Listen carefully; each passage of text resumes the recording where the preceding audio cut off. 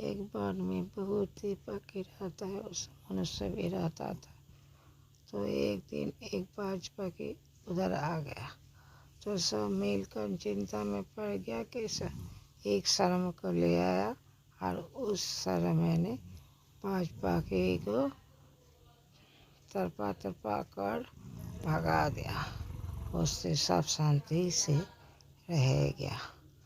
ऐसे और सुंदर जगह और सब पक्षी मिलकर रहते थे।